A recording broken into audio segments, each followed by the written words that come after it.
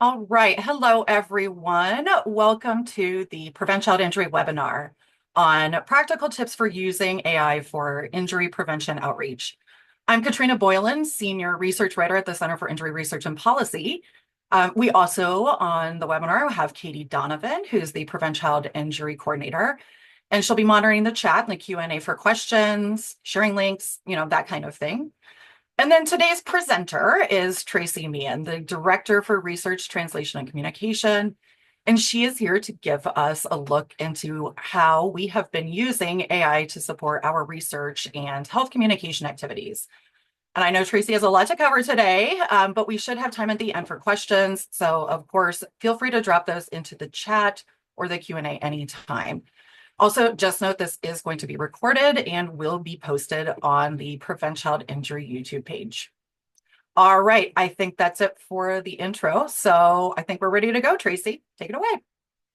Great. Thank you, Katrina. And you're right, I do have a ton to cover. So I'm going to jump right in.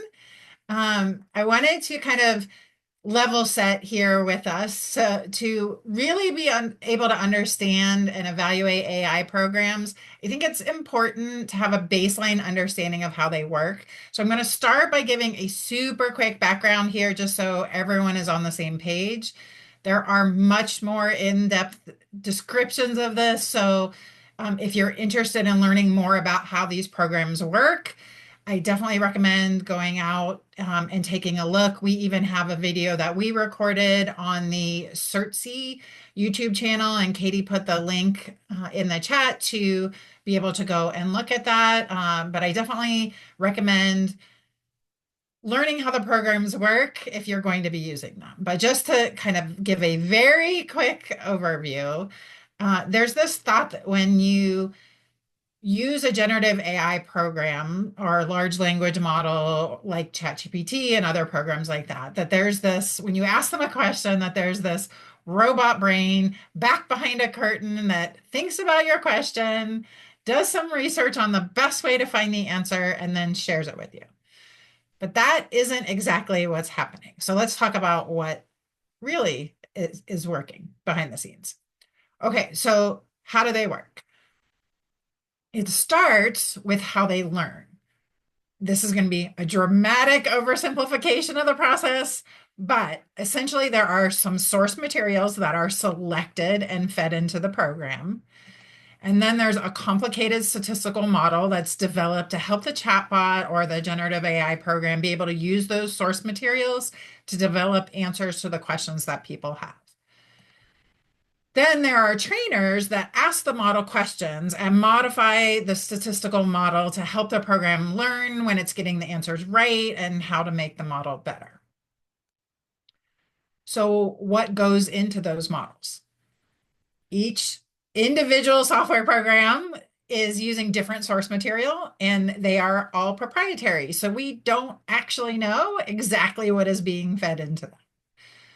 ChatGPT has told us that there is some combination of web crawls, links on Reddit, books, some that are published and some that are unpublished, but it is unclear which ones. They don't tell us exactly what they're including in there. They also have English language Wikipedia, and it is important to note that all source materials in the free version of ChatGPT were published before 2021, which impacts the answers it is giving you. If you have the paid version, it is updated more frequently, but it is still not in real time. For the training, let's look at that a little bit more. So the training helps teach the model patterns about how to put words and sentences together in a way that is most likely to happen in human speech. So the training looks at things like patterns in grammar and syntax to learn how to predict what the next logical word would be. Context also matters. So if you ask the question, what are bats made of? It needs to know, do you mean the animal bat or a baseball bat? They also train it to understand emotional tone, and these programs are taught to be clear, polite, and respectful when answering your questions. But they do also change their tone based on the type of question that you ask. So if you ask a serious and professional or if you ask a medical question, it'll respond in a serious and professional tone. But it switches to a more friendly and casual tone when you're answering questions about everyday things. Like if you ask it about a recipe or where to go on vacation, things like that, it'll be more conversational. So, despite all of the training, what it really is kind of doing is similar to what you've seen with if you ask Google a question, it will guess what the next likely word is. Or if you're texting on your phone, you can see at the bottom here, it will actually predict what word it thinks might be next, right? This is the type of thing it's doing. It's actually predicting word choices. It's not going out and searching for an answer for you. This is an oversimplification, but it's important to understand that so you can think about use and what kinds of information you're getting back. There are also some limitations to these programs. It is important for us to remember that they are only as good as what you put into the model. So depending on what types of information is selected, there's selection bias, right? What is getting included and what is being left out. Of the information that is included, that information can have stereotypes, it can have biases, it can have misinformation in it. And there's also, as we mentioned, the information is dated depending on what version you're using or what platform you're using. And then in terms of the trainers, it matters who is training it, right? Everyone, no matter who they are, sees the world through their own unique perspective based on their lived experience. And so these trainers are bringing their own perspectives to the training process. If we have only certain types of people who are training, we're not getting a representation of everyone that is using these programs. All right. There are some potential risks with these programs as well. They have been known to have hallucinations. This is where it confidently says an answer to you that is actually incorrect. And unless you do some legwork, you might miss that. Doing things like if you ask it for a citation on where it got information, it might tell you it's from this article in this journal by this author. And there is no person with that name, there is no journal, and there is no article. It's just guessing the next logical word, right? So you need to be aware of that. There are questions about responsibility. If there's an error in the content, who's responsible for that? Is it ChatGPT and OpenAI? Is it you? Is it your institution? So you need to think about that. Um, there are accuracy concerns. Whenever we use these programs, we assume that the information is incorrect and we fact check everything. And I strongly recommend that you do the same. And then if you are not using a closed system, which you can get on the enterprise level, your information is being used to train the programs and can go out in the world. So if you are working with patients or protected populations, you really have to be really careful about not putting any PHI, anything that would be a HIPAA violation. You don't want to put any proprietary content in this model because it can get out into the world. So be really careful about that. And then one last thing before we kind of jump into how we can use it, I just want to take a quick moment to talk about responsible AI. So responsible AI is the practice of designing, developing, and using artificial intelligence in ways that are ethical, transparent, fair, and beneficial to society while minimizing harm. We're not going to discuss this in great detail here today because that's not the purpose of this webinar, but it's important enough that I wanted to bring it up and have everybody be aware of this and be thinking about this. So it's something that's really people are starting to talk about right now and thinking about when they are using AI, making sure that they are using it in ethical, responsible ways. Some of the types of things that people think about when they're thinking about responsible AI, they're thinking about fairness and equity in terms of making sure the models aren't reinforcing bias and discrimination and who's getting access to the AI solutions. There's transparency and how, making sure they're communicating how the models are working and what decision-making processes they're making.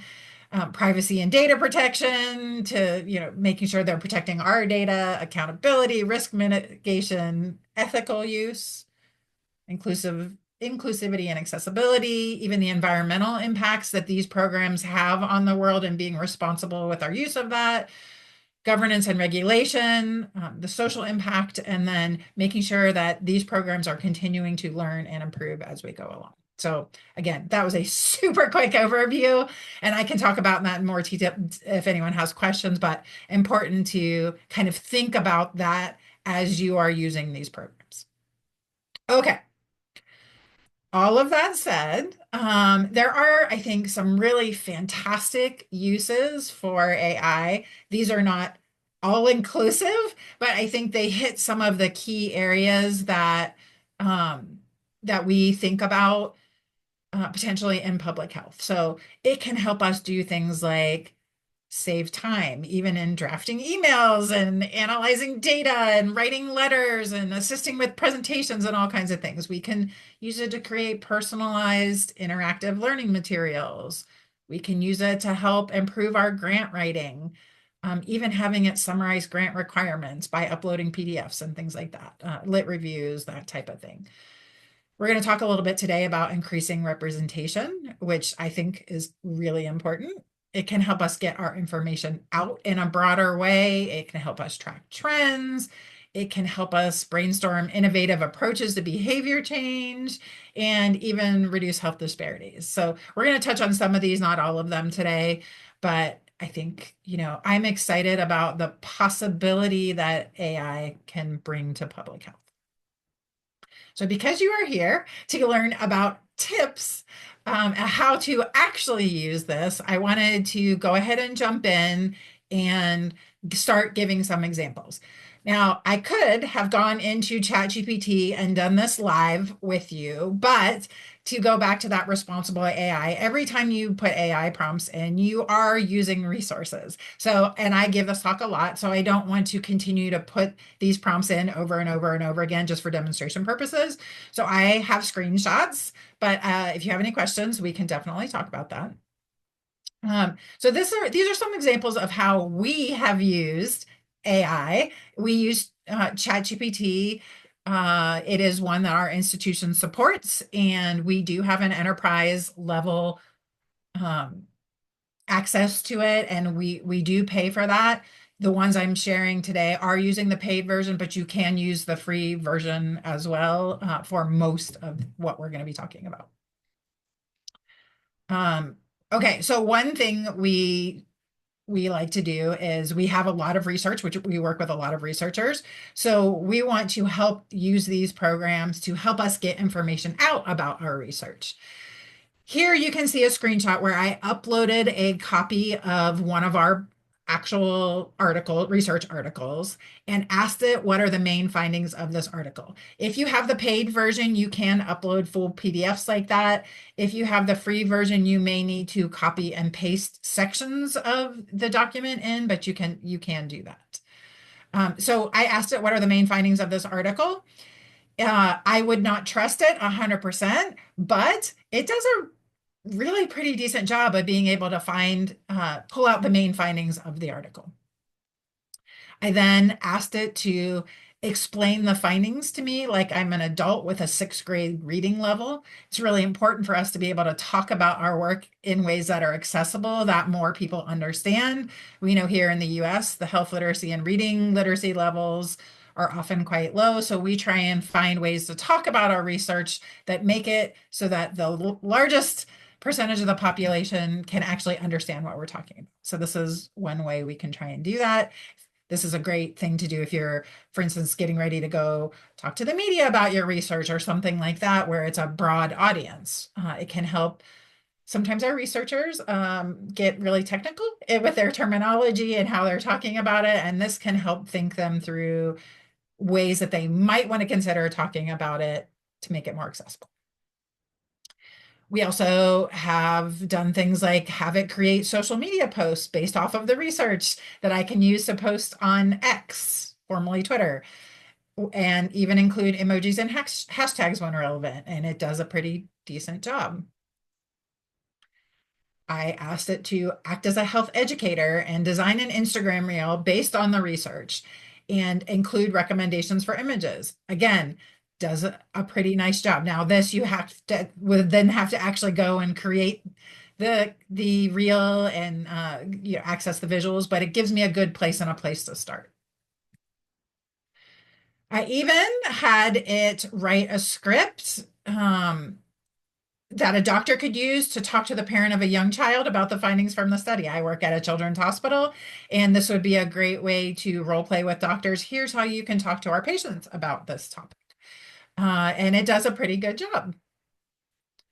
And then I also even had it write a letter to golf cart manufacturers asking them to improve their golf cart design based on the findings from this research. It is not exactly how I would do it. I like to think of AI as getting me started, and then I bring my expertise in to polish it off and finish anything that's there. I also usually will have an idea of what I want the result to be based on my experience throughout the year. So I'll know if it's getting it right, if it's getting it wrong, right? But this is, if I have a letter that's even has the where to put the address in and it has all the formatting things in there. Now all I'm doing is tweaking it. I can get that done much more quickly. I've also used it to help organize trainings and presentations. We all give presentations throughout our lives, whether it's to other people we work with or peers or to community organizations, and you can use it to help brainstorm. Again, I would never use it exactly how it comes out, but it is a great place to brainstorm and get ideas. So what that might look like is you can say, create 10 catchy titles for a talk on whether or not platforms like ChatGPT are used for public health. And then you pick one of those or a combination of those, and you say, okay, write a description for a webinar titled, fill in your title. Then you ask it, write 3 learning objectives for participants that attend this webinar. And then you can even ask it to create an outline for a 45-minute talk for for that, and it will go and it will even give you how much time you should spend on each section. And if you like one of the sections, you can ask it to fill in more details and you can continue to interact with it. We have also used the program to help aid in comprehension. So we are in injury prevention, and we often are trying to talk to people about how to correctly behave to do something so that they're preventing injury, right? So here's some examples of how I asked it to please explain how to properly wear a bicycle helmet to an 8-year-old. Actually did a pretty good job, and I like that it has it by step that I could actually walk through with an 8-year-old to talk to them about it. If I want to make it a little shorter, just ask it that. Please rewrite the answer so it's shorter and uses fewer complex words. And it does a good job of that. We also are using it to do things like help people understand existing health disparities or how they're perceived. And I do want to do a little caveat here. The answers will not be all inclusive because we know that not everybody's voice is being included in the programs and how they are trained, but some of it will be there, right? And so it could have some errors, but it's a great way to get the conversation started. As long as you're aware, you need to watch out for any biases and stereotypes and know that some might be left out. It's a great way to start brainstorming and thinking about different areas. Every time I have done this, there has always been at least one thing where I thought, I didn't think about that, or I haven't thought about that yet. Yep, I definitely want to make sure that we're addressing that when we're creating our messaging. So this case, I just asked it, what are the health disparities related to drowning among children? And then had a conversation with it about that. Again, did a pretty decent job. For us, accessibility in our messaging is very important. It is something that we really focus on with the prevent child injury messaging. I know there's a lot of focus on making sure everything is as accessible as possible. So you can ask it to help you with that. If accessibility isn't something that you're really familiar with, ask it to help you understand. Here I asked it, I want to learn about the best practices of how to write alt text for images that I use on Instagram. Can you help? And it gave quite a long, I only did a little snippet, but it gave quite a lot of information, which was really helpful and actually quite good. Alt text is the text that you use that you put on an image for people who can't see the image for whatever reason, whether they're in a area where the images are being blocked or they don't have good internet access or they can't see it and they're using a screen reader. There's lots of different reasons why people might not see the image. And it's helpful to put some text in there so they can make sure that they're getting the full message. You can even have it suggest alt text for you. Here's an example where I uploaded a graphic from one of the campaigns that I work on, and I asked it to write the alt text image for me and told it I was going to be posting it on Instagram, and it created alt text that was quite good. Now, alt text context matters, so sometimes you might have to give it some more direction to tell it what you want it to focus on in the image, but it's doing a pretty good job. Okay, I want to pivot a little bit now and talk about images since we've started talking about that. One of the constant challenges for me as a communicator is to find no or low cost photos that show diversity and correct health behaviors. We hardly ever have a budget for photo shoots, so I'm limited to what I can find online. And in the injury prevention space, at least, there are not a lot of great photos that show all of those things, right? So when I first started testing images with AI, when these programs first came out, they're pretty scary, but they've gotten pretty good. Um, I am going to warn you right now, these images are from early on. They don't look pretty. So when we first started testing some of these, they were horrible, right? I obviously can't use this. The faces are scary. We're going to give kids nightmares. There's extra legs. They don't have handlebars. It wasn't usable, right? But this is an image I created, oh, several months ago now, and it's actually pretty good. Not perfect. The helmets aren't on exactly right. There's mom's missing a handlebar and things like that, but we're getting much better with our images. And they are potentially going to be able to do things to help us do things like increase diversity with a click of a button. Now, I do want to do the caveat here. We want to be thoughtful about when we are doing that. There is some criticism that we should not be using AI to increase diversity in images because it takes jobs away from models and actors of color or other types of diversity. And I absolutely think we should advocate to continue to support for more real photos to be taken and made available and to support different groups. But I think this may be a way where we can bridge the gap for people who don't have a budget to do the real photo shoots, or until those resources become more widely available. This might be a way we can make sure that we're seeing representation from all different kinds of people in our public health messaging. So it's important to at least have a conversation and be thinking about the choices that you're making. So I wanted to show a real life example. So this happened we do a blog and we always have images that we use in the blog. And again, I mentioned I don't have a photo budget to be every time I write a blog to go out and have a photographer take a photo. So we use stock photo sites quite a bit. This is an actual picture from Adobe Stock. And what I want to point out is if you can see here, it's generated with AI. Now, why I want to point that out is, first of all, at the time this happened, I was not aware that stock photo sites were selling AI generated images. And we had several people review a few images to see what would make the best sense to put with our blog. And not one of them realized that this was AI generated. Now, we are becoming more savvy in being able to do that. But I wanted to point it out because I think it's important. And I think it's important to have the conversation about what this means, because in actuality, of all of the photos that I was sent, none of them had correct behavior except for this one. And I actually think this is pretty good. And I recommended that we might want to use it.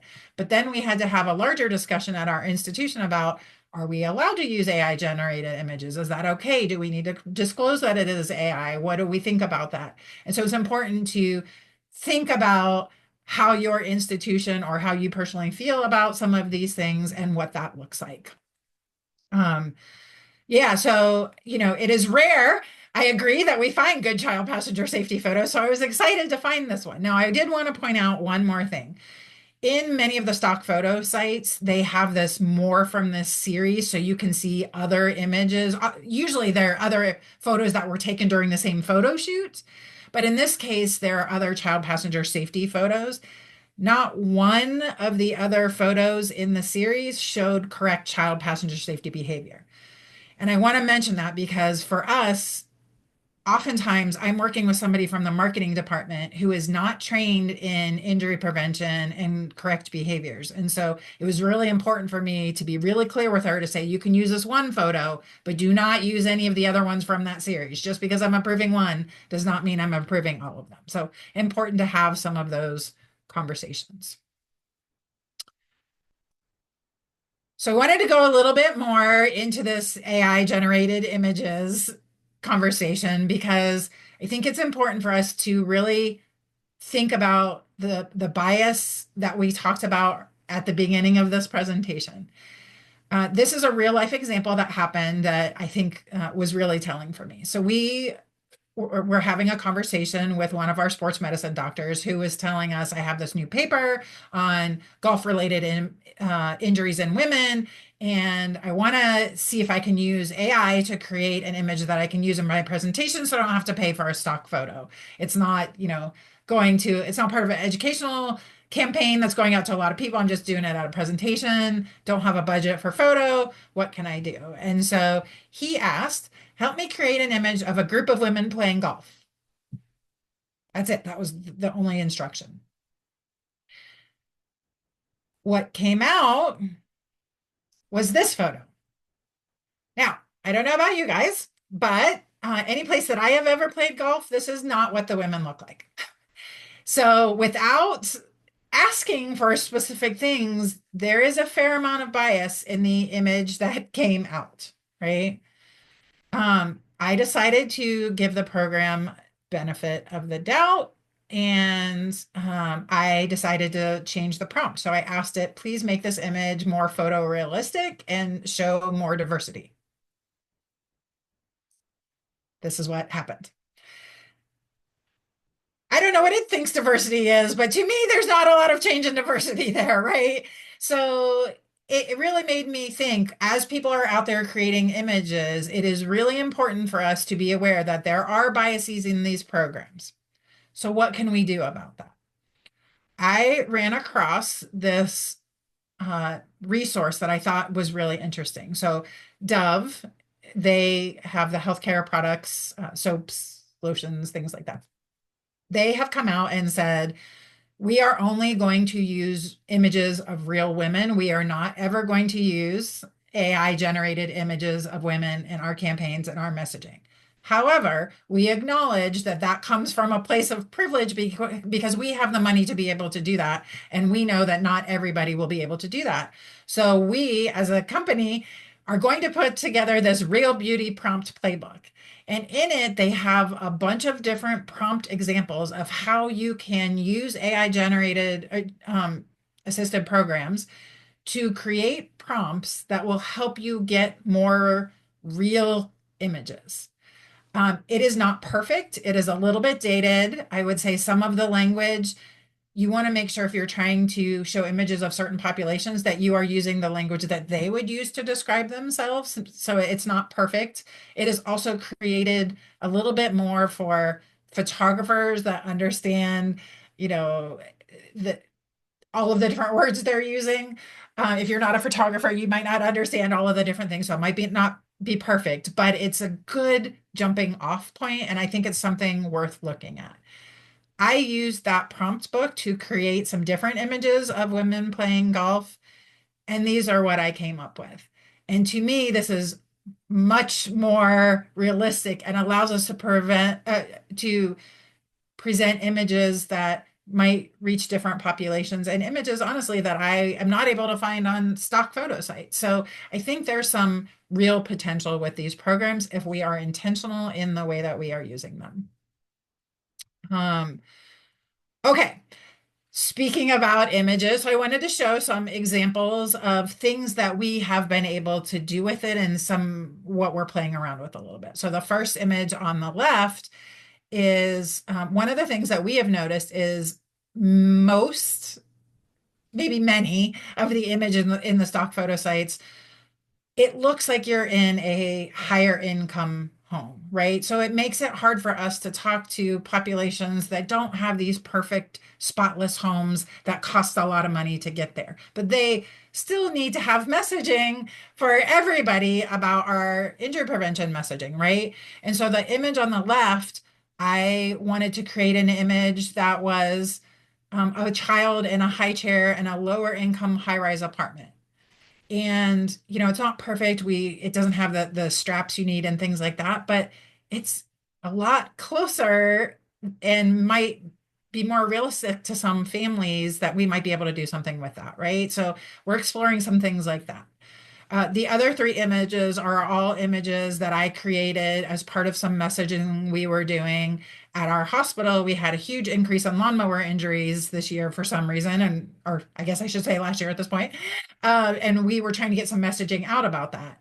And if you look at stock photo sites, apparently only middle-aged white men mow the lawn because that's pretty much all you're going to see on the stock photo sites. And I want to do better and I want to make sure we're having more representation. So I was able to use different ChatGPT and Canva, which we're going to talk about in a minute, to create some images that show more diversity, that show that moms can mow the lawn too, and daughters, and show a mom teaching a daughter how to mow the lawn. So there's different ways, and all of these are things that we can use. Again, the mom and daughter one's not perfect because it's got another lawnmower in there for some reason, not exactly sure why, but you can actually go in and do some editing, or if you're more comfortable with design programs, we have started pulling some of the images into other design programs to do some additional editing, but they get us started. They're not always perfect. I showed the extra lawnmower. I wanted to talk about this a little bit. So again, as I talked about before in injury prevention, sometimes it can be really hard to show the correct public health behavior. And so we're starting to test these programs to see if we can create images that fill in these gaps. Sometimes it works, sometimes it's not so great. And this set of pictures I'm going to show you, it's from an Instagram carousel that we are currently working on at Prevent Child Injury on fireplace safety when you have young children in the home. And it is really difficult to find photos that show the behavior of having a gate around your fireplace. There's just not a lot of photos of that. And it is one of the safety recommendations. So we were trying ChatGPT and we asked it to create a photo of a gas fireplace with doors in a living room, with a child safety fence. And this gate is really high. There's a dog inside. It's a higher end home.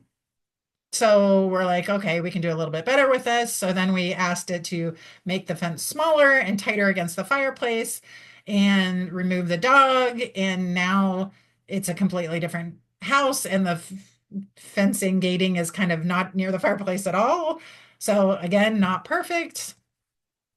Then we decided to try a different angle and upload an actual photo to see if we could get it to create something in an illustrated style in case we wanted to use that route for the focus. And again, you can see it started, but it's not exactly great. And you can't, because these are the way they're created, you can't pick up the gate and move it like you can in some of the other design programs.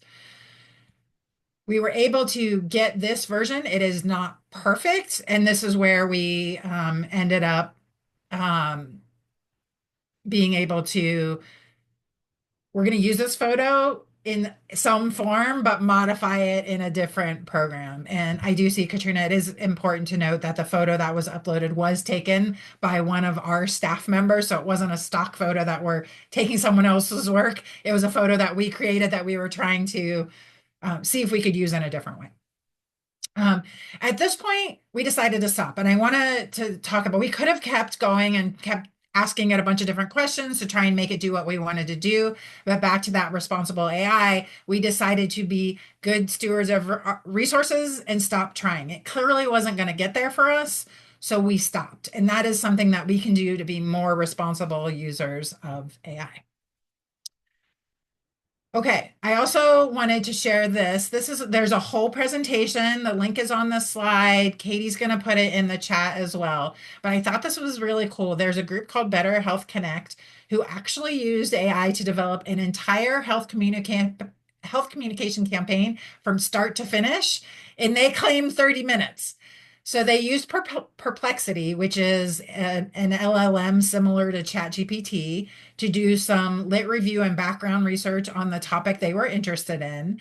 Then they used ChatGPT to create some scripts and some images and put together a whole campaign on COVID vaccine. And they wanted it to be in the Black population. And so they put it in a barbershop because that's what their research said would be a good place for them to hear the messaging. And it actually was really cool. And they did some research and evaluation of it and found that people responded to the messaging and really listened to it. So think about how long it takes you to do the research and create health communication campaigns. And if we really can create them in, not everyone will be able to do it in 30 minutes, but in a much shorter time frame, think about what possibilities that opens. So I thought that was a pretty cool example and definitely would recommend listening in to their talk. Now, we've talked a lot about ChatGPT. That is only one way AI is being used. So now we're going to kind of pivot and talk to you about some other examples.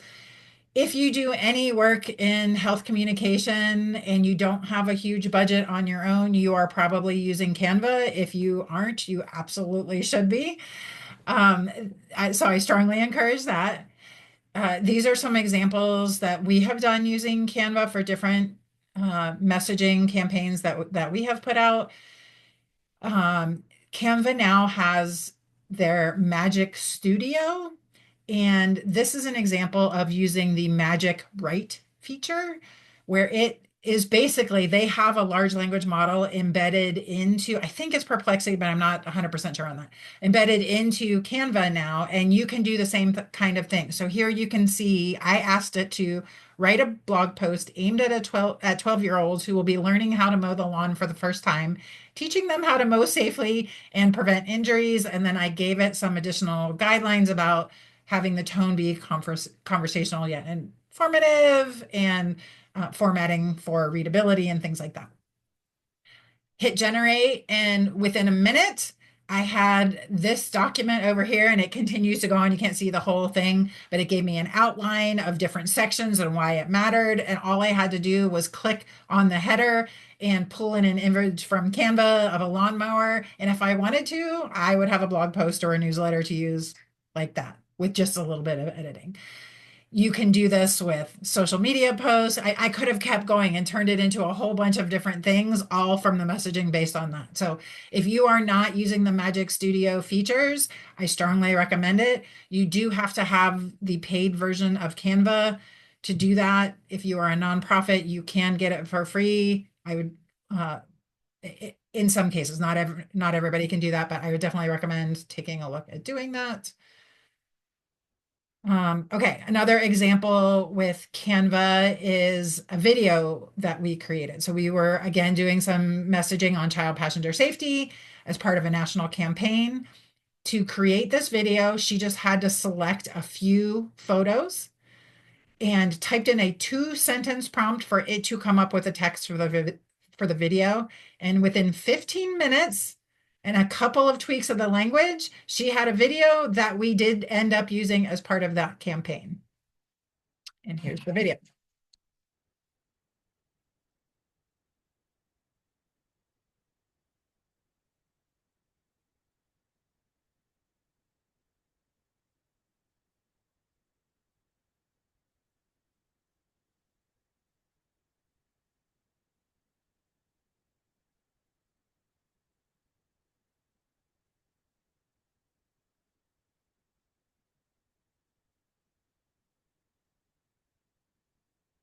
And that's at 15 minutes it took her to create that video. So again, great if you're trying to get messaging out on social media and different platforms and things like that. Okay. I wanted to just do one more case study before we end and open up for questions. So we do use another AI assisted platform called Vyond.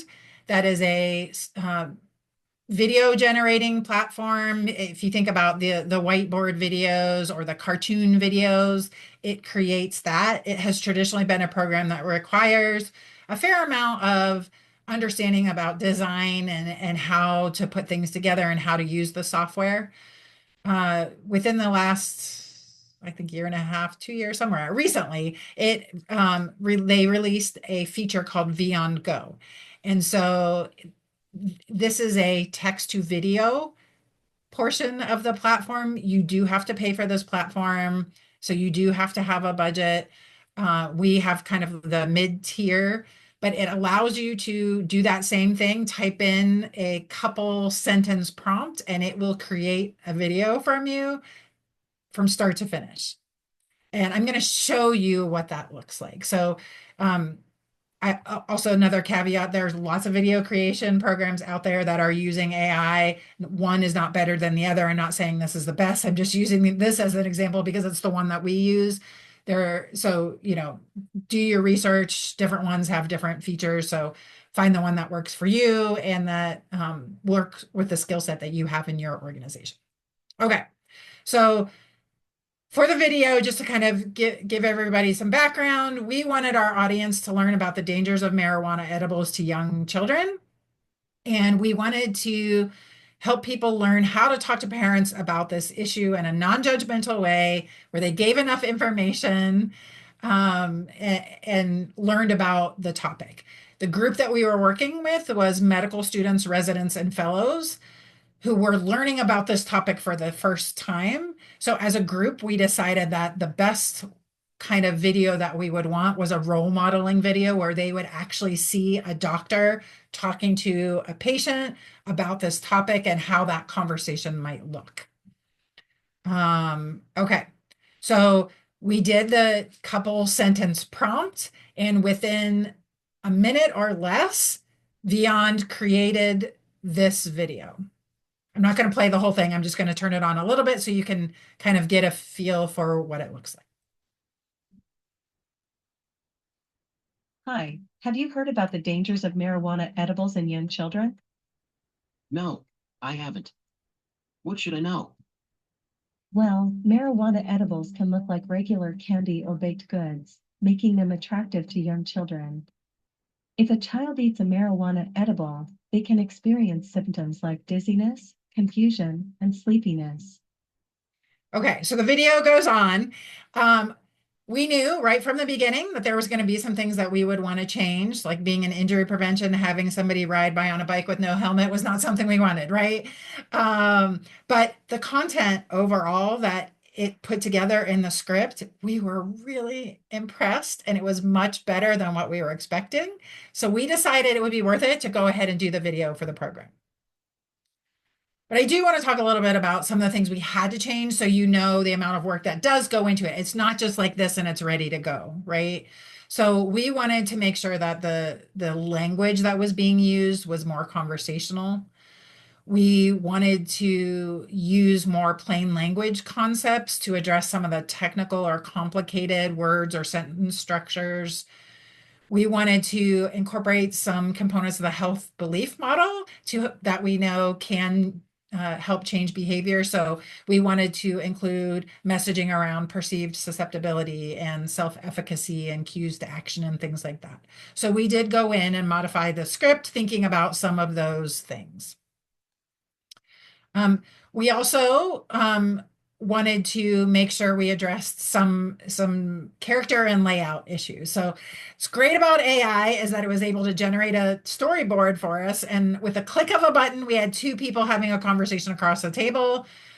But as I mentioned before, we really wanted to make sure that we had it be a role model. So we wanted to have a doctor talking to a parent, and that wasn't one of the backdrops. So there are some limitations in terms of it has a set of backdrops that are available to create these videos that you have to choose one from, and none of them were a doctor's office. So we had to have our graphic designer go in, and the she actually built the doctor's office from some of the features and the materials that they have available on there, which is all great. But you have to have somebody who is comfortable enough with the program and design to be able to do some of those things. So it does take a little bit of work. We also wanted to make sure that we weren't thinking about, having stereotypes, right? So the first people it put in there, one of the parents was a Black man sweating about the potential dangers of marijuana, right? Wanted to really get the messaging out that you shouldn't be stereotyping who you're giving this message to, especially as it's being legalized across states. We don't know who has marijuana products in their home. So it's important for us as doctors to be able to talk to everybody about it, right? So we changed who was giving the message, who was receiving the message, and things like that. But you can see we were able to put together a pretty nice thing. I mentioned the sweating. There are some weird character expressions that happen that it generates and assigns that it thinks the emotions that the characters might have, and it didn't always match our scene or our tone. So we wanted to go in and fix that, which you absolutely can do. I've mentioned all along that it is really important for us to show the right actions, and it didn't have that built in. It was more just a conversation between two people. So we needed our designer to go in and be able to add some things. So she created some scenes that showed the possible symptoms, that showed how to safely store the products, to give them an action to take if they think their child may have eaten a marijuana edible. She had to add all of those in. Another nice feature is you can actually add branding to these materials. So this was part of T4CIP, which is Trainees for Child Injury Prevention, which is a program that we work with. And they had created some materials that have their branding on it and had messaging. And so this was a poster that they created that she was able to then put on the wall in the doctor's office, which I thought was pretty cool. And then we always want to, as public health professionals, give them a place to go if they want more information on the topic. The AI doesn't do that or hasn't done it well. So we were able to control where it went and kind of add this end slide. Helps us keep the messaging of the video short and not try and give them everything we know. But we, had a smaller message. Here's where you can go if you want more information. And this is the end result of the video. Again, I'm not going to play the whole thing, but I thought it was worth showing some of it. Thank you for coming in today. Everything is looking great. Before you leave, there is one more thing I wanted to talk about. Since marijuana has become legal in some states, more people are bringing edibles home. Okay, so you can see it's really different from where we started, but it helped us to get there. And one of why I wanted to talk about this is you can use these programs. Actually, let me see. Actually, let me do translations first, then I'll go to that part. So another thing that these programs can do, or this program in particular, is translations. And we get asked about that a lot. This particular program can actually auto-translate not only the voice of the person who is talking, but all of the text on the screen to over 70 different languages. And not just languages. If you pick Spanish, you can do different accents and within that. And it has a bunch of different choices, right? To me as a health communicator, if I can create one video and then go in and with a couple of clicks of a button, change who the people are, change the text to make sure it's culturally relevant, and change the translation voice that sounds more like a native speaker, this quickly, it opens up some real possibilities. I can maybe, with the budget that it would take to do one video, do 3 or 4 videos. I would never use the translations exactly as they come out from here, especially if you're in the medical field. But if I can start and give the script in English and whatever this translated language is to a translator and have them compare and not do the translation themselves, it's much faster and cost less money to do it that way. So with the click of a button, we can maybe create 4 videos then instead of just one, right? And it's much faster and doesn't take as much budget. So something to think about. So when you're thinking about videos, though, there are some benefits. They're definitely quicker. They can be easy if you have the right skill sets that you have access to. You can do translation and it's lower cost. But there are some challenges to be aware of. You still will need to work on the script. The voices can sound a little bit robotic depending on the platform. This is getting better and better and better. You can actually record your own voice for more money. You can have better sounding voices as well. So there are options and it is getting better. But you will need somebody with some editing skills if you want to make videos like this. They'll need to make more advanced edits and branding. And it's not, if this is not a skill set that you have or have time to develop, it might be a little bit harder to use some of these programs. But I just wanted to have the discussion that they're out there and some options. As we're kind of wrapping up here, it is important to have discussions if you are going to use these programs about the policies around the use on your at your institution and on your team. So think about what you want people to talk about, whether or not you're going to disclose it, what this looks like, some of the ethical and security conversations we've had. It's just really the biases. Think about that and make sure you're having conversations about it and be a responsible user. So I want to end with there are a million AI programs out there and more coming every day. I personally believe they can be of good use, but it is important not to fall into the trap of using AI just to use it. Sit down and think about the tasks that you do and what AI could do to help you make those tasks more efficient, more creative, more accurate, quicker, whatever you're trying, what goal you're trying to do meet. And then find the AI program that helps you solve those problems. Don't just say, here's the shiny new AI tool. I'm going to use it and force it into a system, right? I'm going to end with, I literally just got off of a webinar right before I got on here where I was listening to Dr. Jerome Adams talk, and he said the quote, if you're not at the table, you're on the menu. He wasn't talking about AI, but it kind of resonated with me. There are a lot of people, especially in the public health space, who are a little unsure about AI and whether or not we should be using it. But I think we need to at least have a seat at the table and learn about it and learn about how it can be used and what some of the limitations are, because we're going to fall behind if we're not a part of the thinking, the discussions, and possibly even the use. So I hope all of you will have learned a little bit and will be thinking about it in a different way. If you're interested in learning more about AI, we do have a page on the Center for Injury Research, Translation, and Communication that has resources about AI, including some videos that you can go to, and Katie put that in the chat. I do also work with IHA, which is the Institute for Healthcare Advancement, who now has an AI Solutions Hub. And as part of that, they have a Year of AI challenge where they're doing one new task a week that can help you learn about AI. And they're kind of bite-sized, manageable tasks that really start from the beginning. And all of those, that started in October, I think, but you can have access to all of where they started. If you're interested in that, you can learn more about that challenge as well.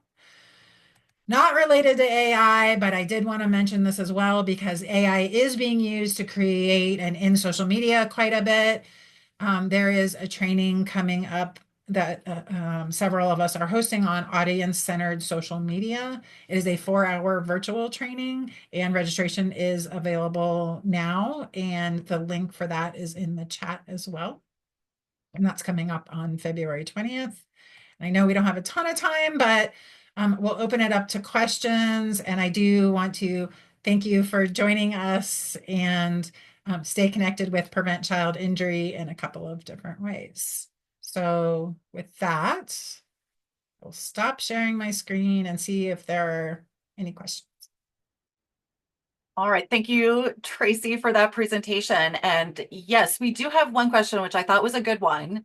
which is what is the liability of using the blog post feature? I assume she's referring to the Canva demonstration you did. So I use ChatGPT to develop social media captions, but where does the line get drawn to where we can no longer put our name on the work?